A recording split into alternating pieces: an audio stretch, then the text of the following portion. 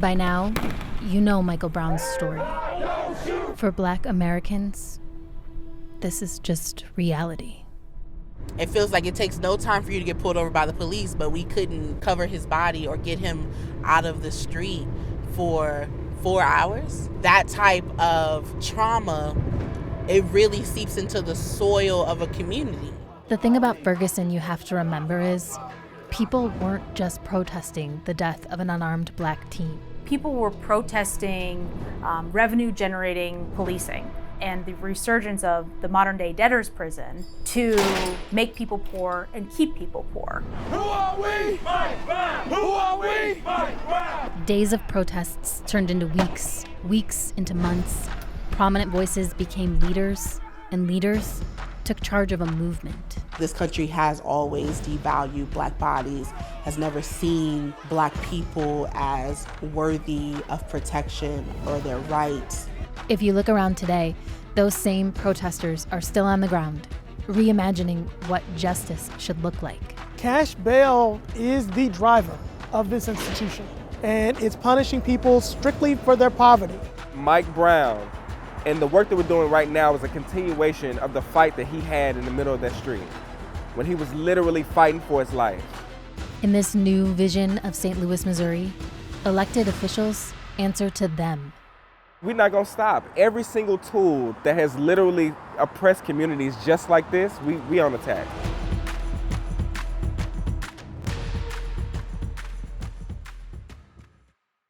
I think what was very different about Mike was that everyone understood the interaction. You walk down the street, you're coming home from a store, you're hanging out with your friends, and the police pulls up. The conclusion of that interaction was far beyond what anyone thought possible. Kayla Reed is the co-director of Action St. Louis and one of the leading voices for justice reform in the city. I was a pharmacy technician that went out because she couldn't believe what happened. And 5 years later, I lead an organization that is building authentic power in St. Louis. Ferguson is a community that really speaks to a lot of the racialized history in a lot of cities like St. Louis. So pulling people over became the standard. Then Black people became something that you could exploit for money. A year after Michael Brown was killed, the U.S. Department of Justice released the Ferguson Report. It found that Black residents were far more likely than white to be arrested and charged for minor traffic violations and petty citations. These are things like speeding, running a traffic stop, broken tail lights, expired registration, suspicion. If you have to choose between paying your rent or paying fines on a ticket, you're gonna pay your rent. People were getting 6 and 7 tickets per stop. And then if they weren't able to go to court and pay those fines would turn into warrants. And then when they were being pulled over, they were not only being issued tickets, they were being arrested for previous tickets and then being jailed, and families having to pay to bail their loved ones out of jail for municipal tickets. Ferguson, in these direct and systemic abusive practices, was making millions of dollars off the backs of poor people and people of color. Those who are most victimized by the current systems have known for a very long time the truth of how these things operate. Z. Gorley and Blake Strode are part of Arch City Defenders, a civil rights law firm that's suing St. Louis over its unfair bail practices. This was never about public safety. It's about making people poor and keeping people poor. A quick refresher. In episode 1 of this series, we explained how the bail system works. You pay money to the court to get out of jail while you wait for your trial. But if you can't afford it, you stay in jail, even if you're innocent. We are more likely to be pulled over, we are more likely to be ticketed, we are more likely to be arrested, we are more likely to be convicted, we are more likely to be sentenced to death. That's across, space and place. In St. Louis, Black residents are twice as likely to be arrested as white residents. And what's more, the amounts they have to pay in bail are completely unaffordable for the average resident. $500, $1,000, $5,000 in communities where families are one check away from devastation, and we know that to be the case for most Americans. Bail is devastation. People are sitting in jail for days and weeks for $150 or $300, and then you lose your job. And you lose your job, you can't pay your rent. You can't pay your rent, you get evicted. You get evicted, you're forced into, subpar living conditions. Your children are having to bounce from school district to school district, and it creates devastating impacts on Black people in this region. What we wanted to do was say that this is your table, your community, you have agency, you have joy. Mike Milton runs the St. Louis chapter of the Bail Project. It's part of a nationwide effort to bail people out of jail who can't afford it. Cash bail is absolutely unnecessary. And the Bail Project in St. Louis has proven it. 90% of the time, people who they've bailed out return to court.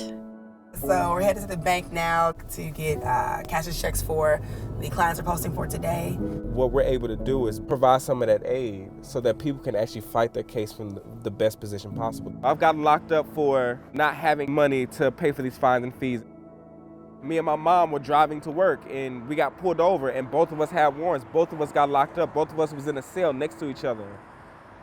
And we both lost our jobs at that time. And it's about literal generations of poverty being attacked because people cannot afford their freedom. That's why in St. Louis, they're not just trying to end cash bail. We want to close this facility. This is Montague Simmons. He's a social justice advocate who's been fighting for decades to shut down the St. Louis Medium Security Institution. Better known as the workhouse. It was first established as a literal workhouse. Folks were taken there, especially when they had debts, to break limestone. They would actually work off their debt. Over 95% of the people held in the workhouse are here in pretrial detention. We all know someone who's been in the workhouse. We all know someone who's been impacted by bail. Over 90% of the people held in the workhouse are Black, despite the fact that less than half the population of St. Louis is Black. There's a huge segment of our community that's literally being kept in cages, and we want to see them set free.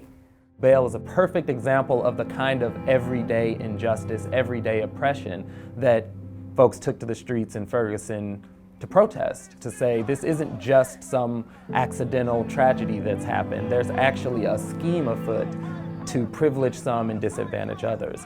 And the courts are starting to agree. In June 2019, a federal judge ordered the city of St. Louis to stop detaining people just because they couldn't pay.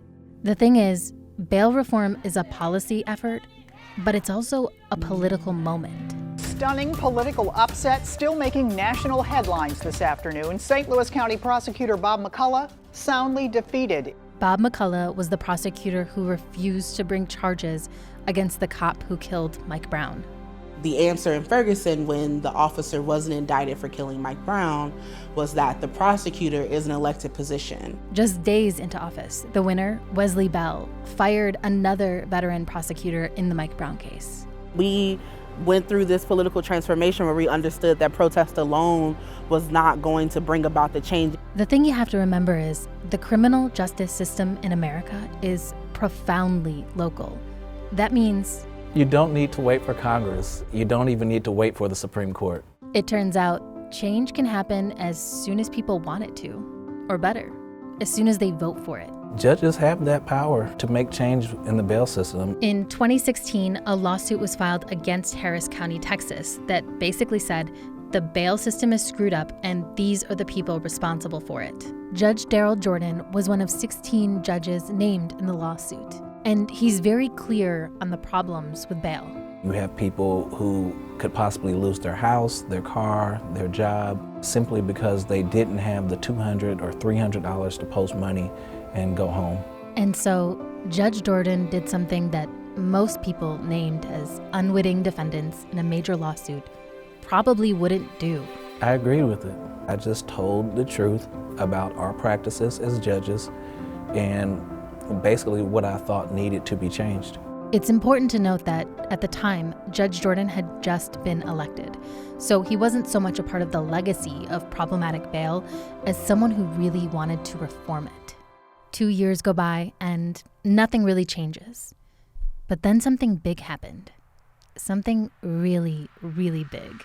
The 2018 elections. It was a sweeping decision 2018 win. 17 African-American female judges won races for the first time. The other two kept their seats in Harris County. The Black Girl Magic campaign. Together they made history and are about to make some big changes. Every single judge in Harris County Misdemeanor Court was voted out, except for Judge Jordan.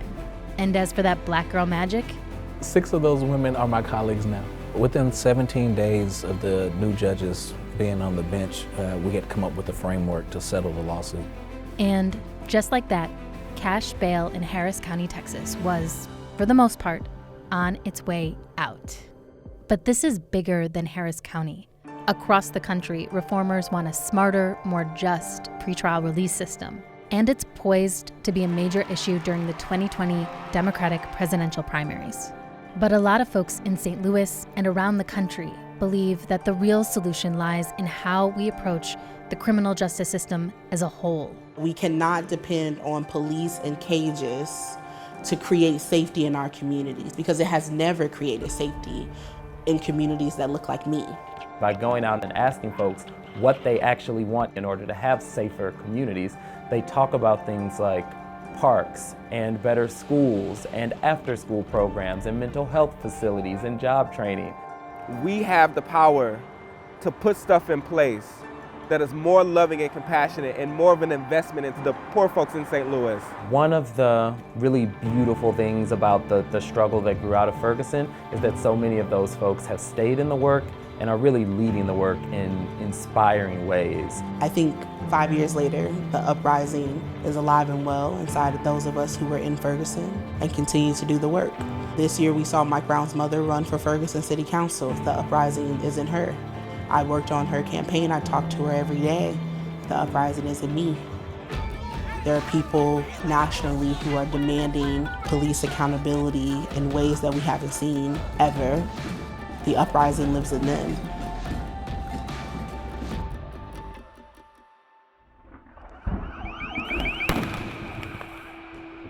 There are moments that stick with Mike, back on those nights when they were hitting the streets, demanding change. And I remember getting shot by rubber bullets. And I remember seeing the tanks coming down the street.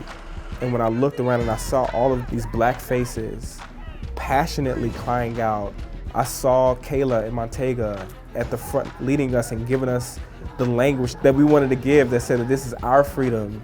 And there is a war on black people in St. Louis, and there's a war on black people in America.